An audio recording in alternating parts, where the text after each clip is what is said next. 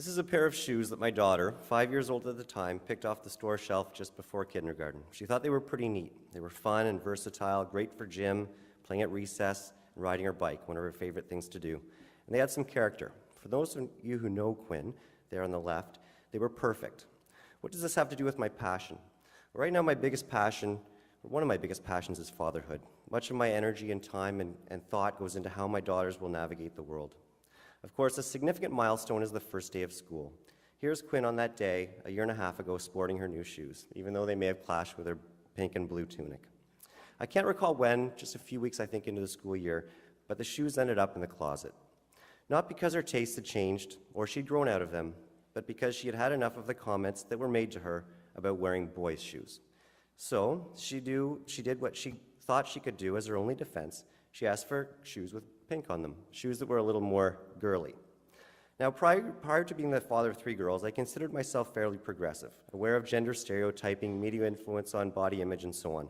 But until I was immersed, as in 4-to-1 girl-guy ratio immersed, I had only a limited exposure to these concepts. Here's a couple of eye-openers. Here are 2 independent quotes from my daughter's friends. The first, if I have one more piece of bread, will it make me fat? And the second, do I look fat in these pants? 2 girls, 5 years old. What makes them think this way? I knew it wasn't their parents. The message of women being appreciated first and foremost by looks is not new. Notice not one mention about athleticism or using your body to actually do things and experience the world other than spending money and time chasing an unattainable body image. What's crazy is how pervasive these images are amongst our most impressionable. Nobody is off limits anymore. If marketers can get kids hooked on a ridiculous physical idea, like the thigh gap, then perhaps they'll chase this ideal for life. Remember, these are people that not only believe that a large human-like version of a rabbit is going to come to your house this weekend and hide eggs, but they're going to hit about 2 billion more homes before the sun comes up. Misleading is so easy, like the princess thing.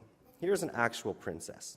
On Vanity Fair's best dressed list, Kate proves that one can be classy and have character, as she was also on Time Magazine's 100 Most Influential People, graduated from St. Andrews, and is interestingly enough seen here wearing a $42 dress.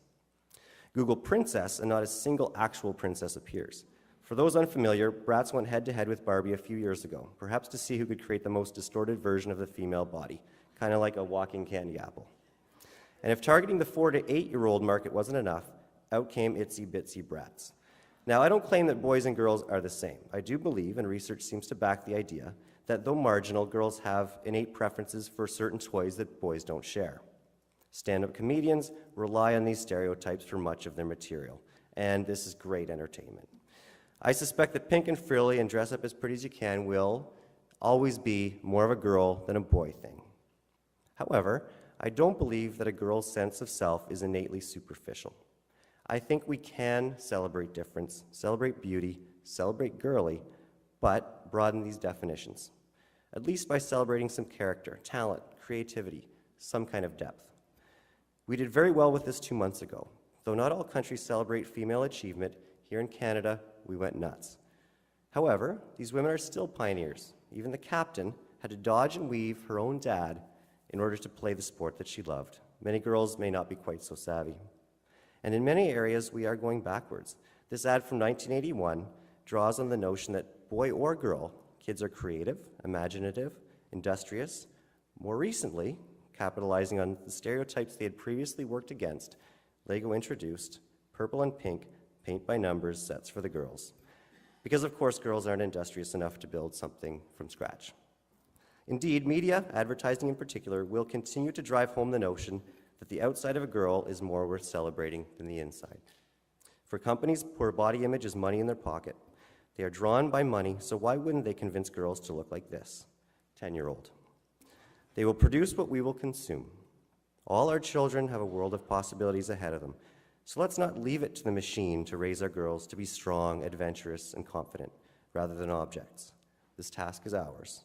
We vote with what our girls will pride themselves on every time we open our wallet and every time we open our mouths. Let's advocate for a broader definition of girly.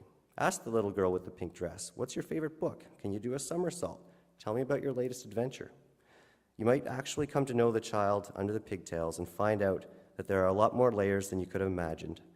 and that the prettiest characteristics are actually buried inside of her. Thanks.